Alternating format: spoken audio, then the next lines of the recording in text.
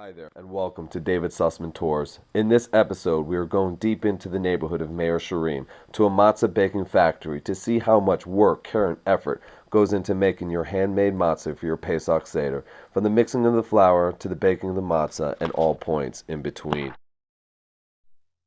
The first step in the matzah baking process is to mix the hand-ground flour with water, and of course, this will all be done by hand.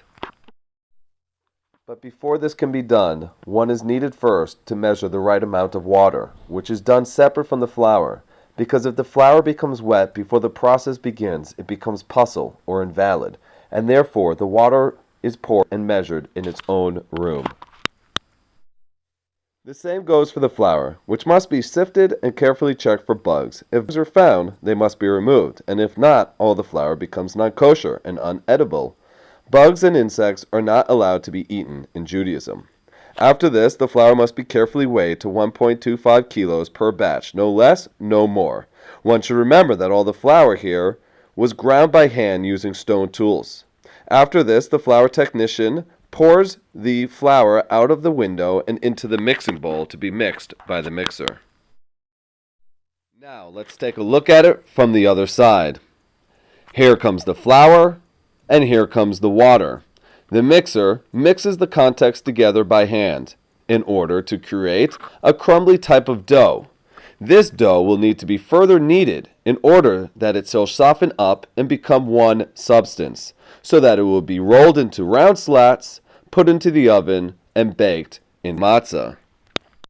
You can see here how the dough looks like straight from the mixer and at the beginning of the kneading period.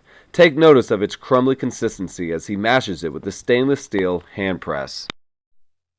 As the process continues, the moisture from the water begins to even out with the hand-ground flour and becomes something that appears more like dough than that of a crumbly substance. Here we can see the effort that is required to bring the dough to the desired consistency, a consistency where the dough can be rolled out and flattened in order to be baked into the matzah that we will eventually use at our Pesach Seder. The dough has finally arrived to the appropriate consistency and almost looks like putty. To ensure that all the flour and dough are fresh and that there's no chametz present, the entire area is washed down every 10 minutes.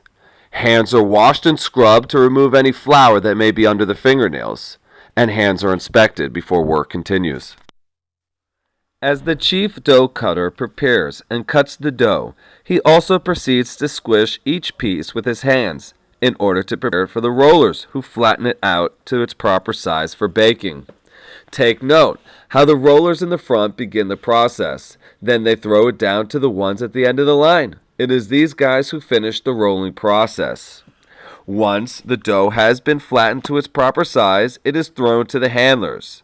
It is the handlers who inspect it for one last time before they place it onto a rod, and it is taken over carefully to the oven for the baking process. Similar to the kneading room, here too, every 18 minutes all the tools are wiped down and cleaned of chametz, including the rollers. Hands are scrubbed and inspected to ensure that there is no chametz underneath the fingernails. The oven is stoked.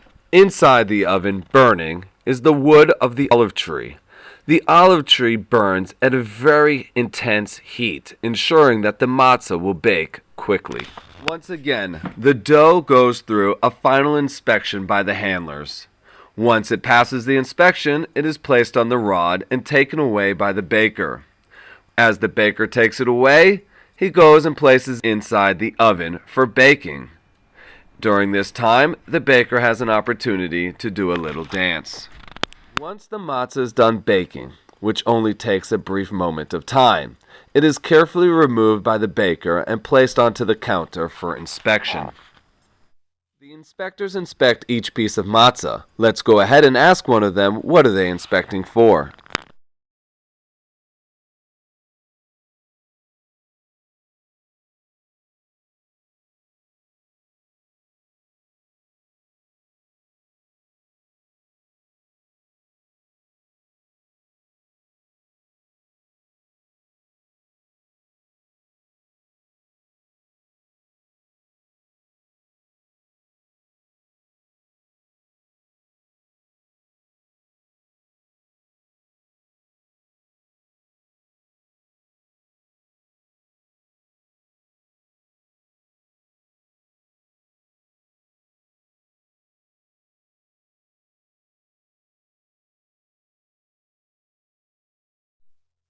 Once the inspectors inspect each piece of matzah carefully, they place it into a crate.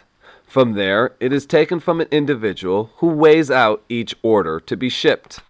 Here we can see a piece of matzah ready for shipment being displayed.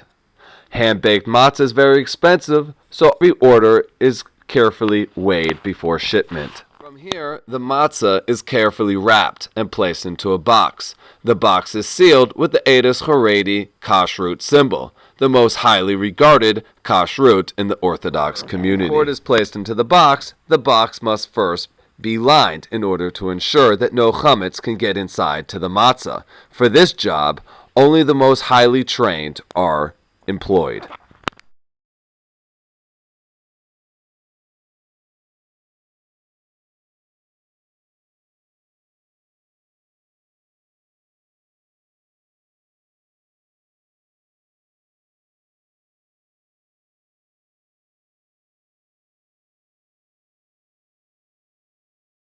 In reality, he got paid with matzah, but he appears to be happy with that arrangement. Last but not least, the boxes were removed from the factory.